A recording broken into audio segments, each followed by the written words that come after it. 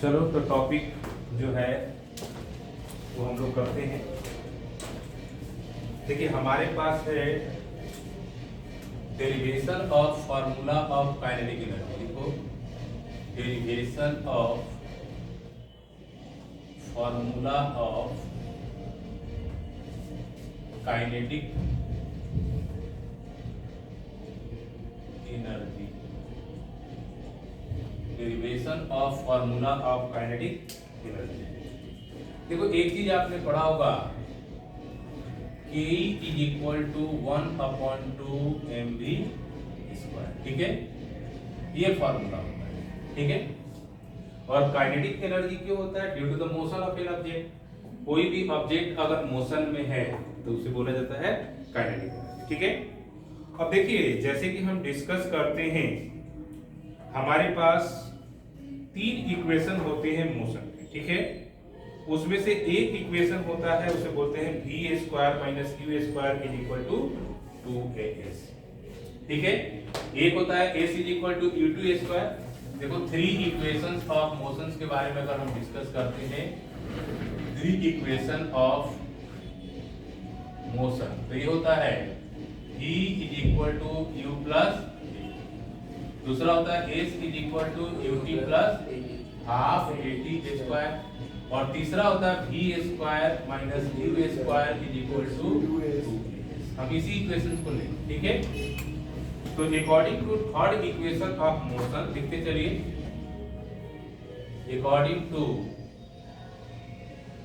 Third equation of motion v square minus u square is equal to 2as। ठीक है, ये आपके पास कंसेप्ट हो गया।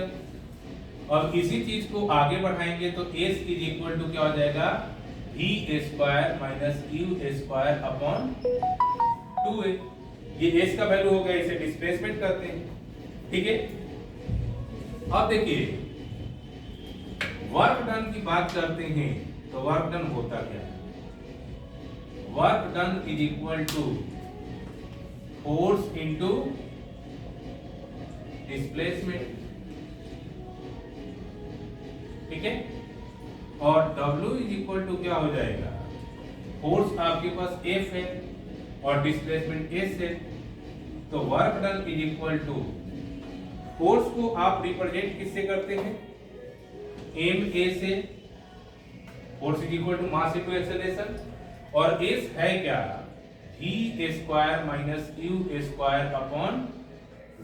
ठीक है, ये आपके पास कंसेप्ट क्लियर। अब stop writing, look at here, work done is equal to, ये a से a कैंसिल आउट हो जाएगा, आपके पास क्या बचा, m v square minus u square upon 2, तो work done is equal to 1/2 m v square minus u square. पढ़ क्या रहे, काइनेटिक एनर्जी। तो जब भी काइनेटिक एनर्जी के बारे में पढ़ेंगे तो इनिशियल वेलोसिटी क्या हो जाएगी, 0। In the case of ke, the initial velocity क्या होती है, किससे रिप्रेजेंट करते हैं, u विल बी v 0 होगा। So W is equal to 1/2 m v square minus 0 का स्क्वायर, और इसको कैलकुलेट कर दोगे तो work done is equal to 1/2 mv square. Case की बात कौन सा कर रहे हैं, ke की, तो यही आगे बढ़ेगा तो क्या हो जाएगा, ke is equal to 1/2 mv square. This is the derivation, जहां पे m क्या होता है, mass of the body, v क्या होता है, वेलोसिटी ऑफ द बॉडी। ठीक है, अब देखिए v अगर 2 टाइम्स बढ़ता है तो 4 टाइम्स क्या बढ़ जाएगा, आपका काइनेटिक। ठीक है, इसलिए ध्यान रखिए कि this is the derivation of kinetic energy. अब देखिए दूसरा चीज होता है डेरिवेशन ऑफ पोटेंशियल एनर्जी।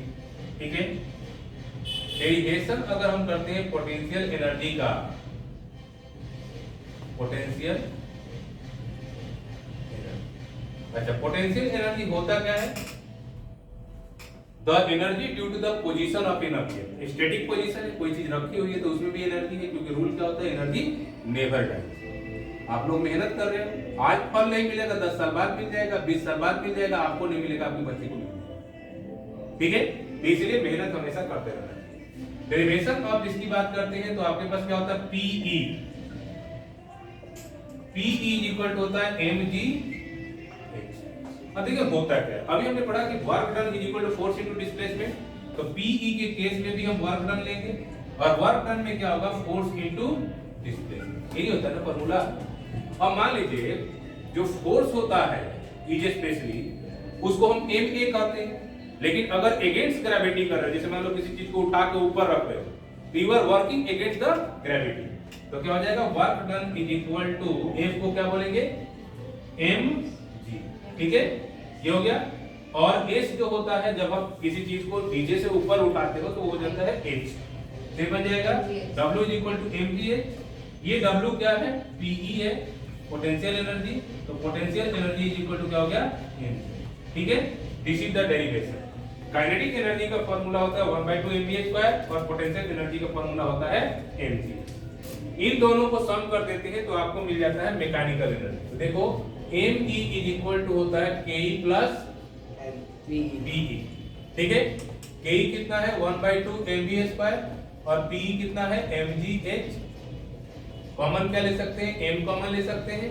ठीक है, ये बन जाएगा 1/2 v² minus gh। This is the, ठीक है, ये हो गया मैकेनिकल एनर्जी। और आप हमेशा ध्यान रखना, mechanical energy is always constant. अगर काइनेटिक बढ़ेगी तो पोटेंशियल घट जाएगी, पोटेंशियल बढ़ेगी तो काइनेटिक। ठीक है, ये रूल होता है। ठीक है, जस्ट डू इट।